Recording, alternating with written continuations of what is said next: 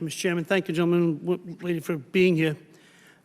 Here's the problem, is that the flying experience, and again, we all do it on a regular basis, the flying experience is like everything else in life. The truth is, my flying experience is reasonable 90% of the time, but it has a lot to do with lowered expectations.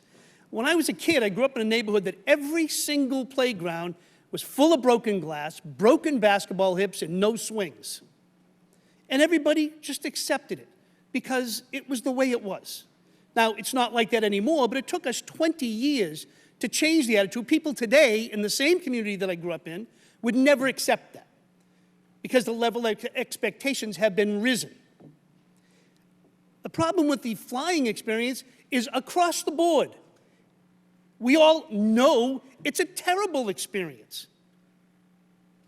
Starting from the minute I go on the computer to try to figure out which flight I want to take. I have to go to several different websites, and even when I do that, I have to go into the depth of the websites to get truly comparable prices, because some don't charge fees, some do charge fees. Some charge fees for baggage, some charge fees for oxygen, who knows?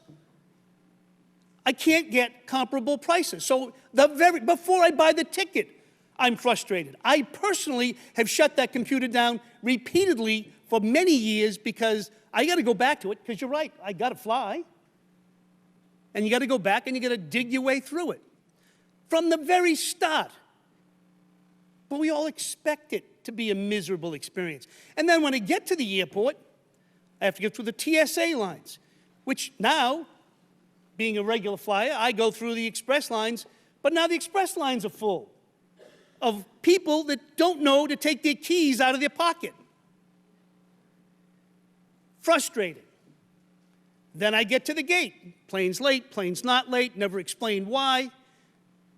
Now, honestly, up until last week, bumping was not a problem. Now, I've been bumped on occasion, but it's been handled reasonably. By the way, Mr. Munoz, I want to know how to get that $10,000 thing, because, believe me, I'll be flying United a lot more. You can figure that out. Here's the problem. And even with these fees, it's interesting. I get the airlines coming here complaining about the facilities we have, and yet I see that in 2015, the latest year we have, $3.8 billion in fees, which don't pay the ticket tax, which means almost $300 million that could have been put into improving those facilities didn't, because you don't want to tell us what your tickets cost. It's all, to me, we're kind of sick of it as the consuming Americans. We got to fly. You got us. You got us. And if you want to keep treating us this way, fine. I guess we can only do so much. But there will come a day when Congress won't accept it anymore on behalf of the American people, and that shouldn't happen. Mr. Munoz, you had a particular problem last week. I accept your apology. I think it's genuine. I think you mean it. But here's the problem. The apology is a beginning, and the policies seem reasonable, the ones you have now. And I don't mean to pick on you, but, you know, it's your turn. The problem is, every year, I say, you know what? I'm going to the gym. I'm going to lose 5 pounds. I'm going to get in shape again.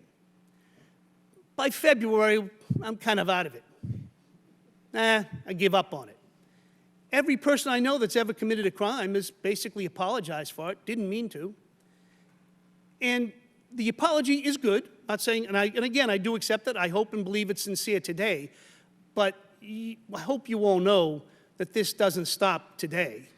And you will be judged on how it is implemented. It is not just you, Ms. Munoz. Again, it happens to be you today, but it could be any one of you tomorrow.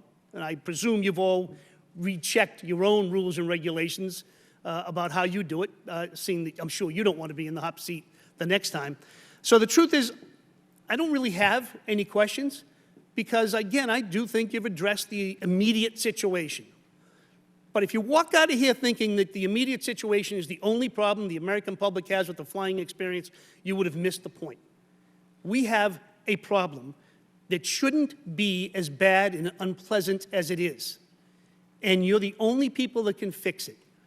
And I encourage you to do so that we can get back to the point of nobody's against you making money. I don't want to yell at you.